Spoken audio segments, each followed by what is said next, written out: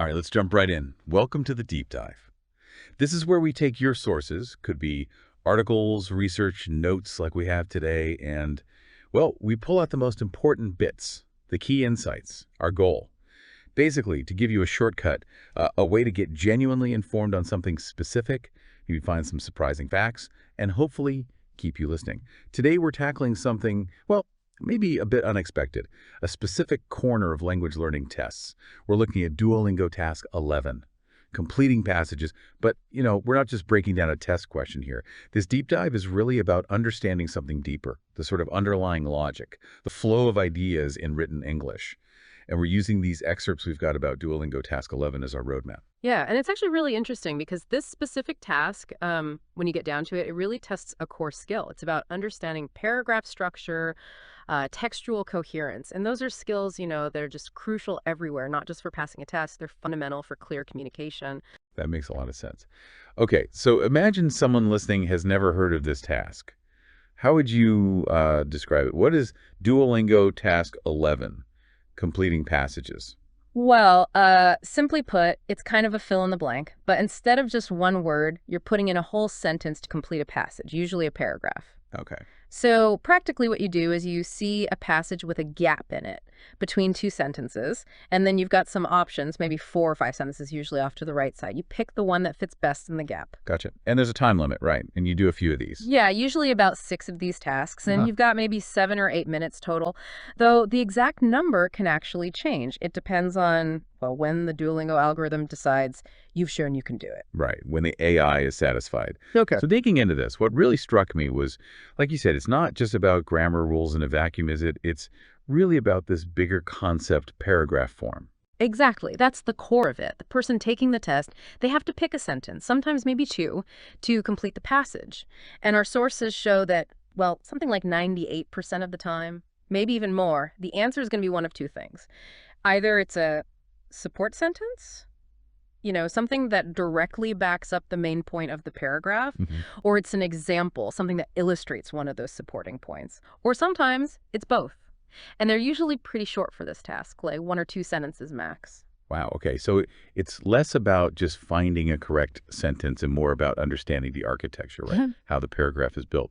And the sources suggest if you get that structure, especially the main idea, you're in a really good position. That's the key takeaway. Test takers should honestly be able to get 100% on this part if they can just find that topic sentence, the main point of the paragraph, and then read on a bit to see what kind of support or detail is missing. Then the missing piece should be obvious. Pretty much, yeah. And connecting that outwards, this task, it really boils down the essence of clear writing. Knowing how ideas should be structured, how they're supported in a text, that's valuable everywhere, not just on a test screen. Okay, that really clarifies the why. It's about structure. So let's get practical. How do you actually do it?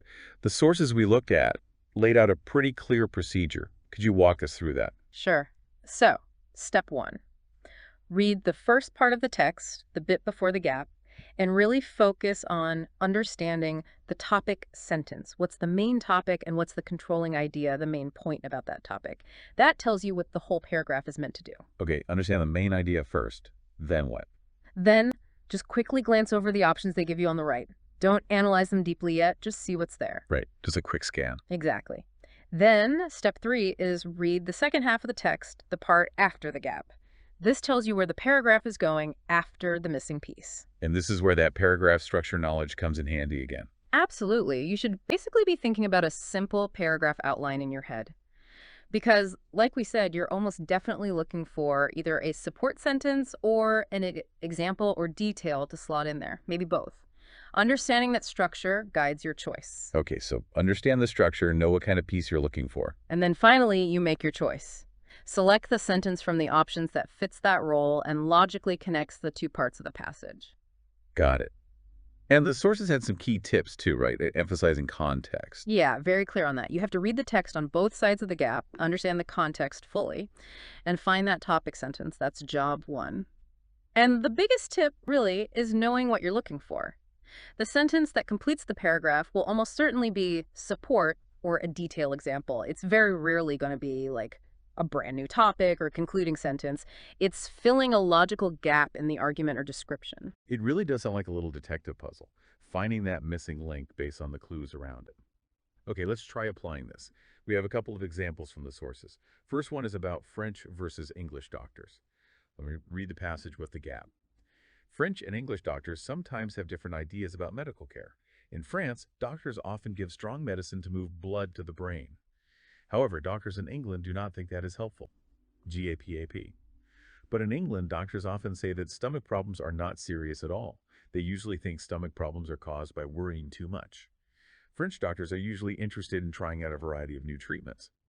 English doctors, however, first wait to see if the new treatments really work. Okay, so that's the passage. And here are the 5 options provided for that gap.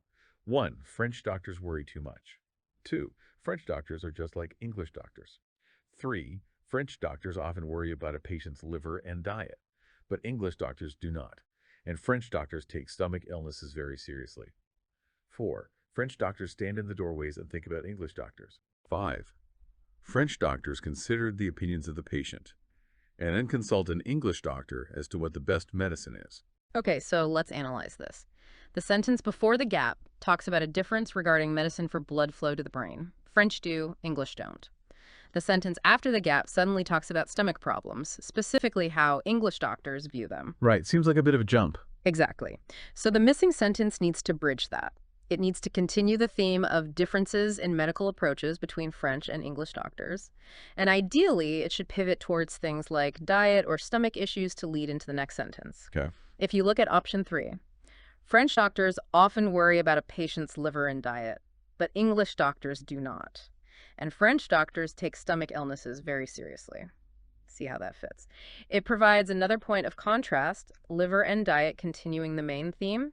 And it specifically mentions French doctors taking stomach illnesses seriously, which directly sets up the contrast with the next sentence about English doctors not taking them seriously. Ah, I see it now. It provides another supporting example of the differences and smoothly transitions to the stomach issue. Options 1, 2, 4, and 5 just don't fit logically or thematically. Precisely. It slots right in as a supporting detail that maintains the flow. Perfect. Okay, let's try the second example. This one's about discovering a new type of bear. It starts, a subspecies of grizzly bear has been discovered in Canada's Yukon quite by accident. And the passage with the gap. Biologist Alan Parsons and his partner Elaine Bennis were gathering fern spores for lab analysis when they came across an abandoned bear cub, GAPP. After nursing the cub for 5 days, the pair returned with the cub to Vancouver, where they delivered it to the city's South Park Zoo. It was at this point that the zoo's on-call mammologist and bear specialist, Dr. Tim Watley, made the discovery of this new type of bear, a subspecies of grizzly. And for this one, we have 4 options. The bear cub was lost in the forest. The bear cub made hand signals to the humans to show it was in trouble. 3, it was breathing shallowly and appeared close to death, so the scientists took it back to their research camp. 4, the bear made no attempt to open its eyes when poked with a stick. All right, let's apply the logic again. The sentence before the gap. They find an abandoned cub. The sentence immediately after the gap. They started nursing it for 5 days. Okay, so finding it, then nursing it. There's a missing step. Why did they nurse it? Exactly. The missing sentence needs to explain the reason for that action. It needs to provide the cause for the effect described later. Option I, lost in the forest, doesn't explain why they'd nurse it. Option 2 is, well, unlikely. Hand signals, yeah, probably not. Option 4, poking it with a stick, also doesn't explain nursing. But look at option 3.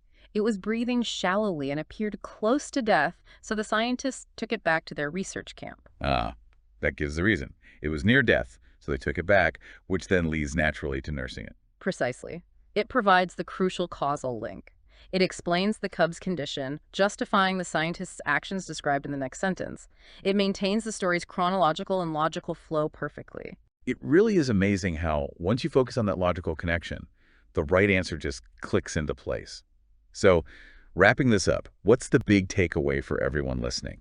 We went deep on this one task, but it's not just about Duolingo, is it? Not at all. It's really about understanding how information is put together, how ideas are supported, in pretty much any text you read. Right. It's about seeing the main ideas and the essential details that back them up. Those are the fundamental building blocks, really, of clear writing and clear thinking. And being able to spot that structure helps you understand things better. Definitely. I think this whole exercise raises a bigger point for all of us, just dealing with information overload today. If you can recognize topic sentences, if you can see which details are there to support a main point, Hmm. it helps you not just, well, complete a passage on a screen, but Mhm. actually understand an article or a report, or even follow along better in a meeting or a conversation. It pushes you to think critically about how arguments are constructed, makes you a sharper reader, a sharper listener. That's a fantastic point. So here's something maybe to think about after listening. Next time you're reading anything, a news story, an email from your boss, maybe even a chapter in a book, consciously try to pick out those main topic sentences and then spot the specific details or examples that are there just to support that main point. You might actually be surprised how much clearer the writer's overall message becomes, even when there isn't a convenient blank space to fill.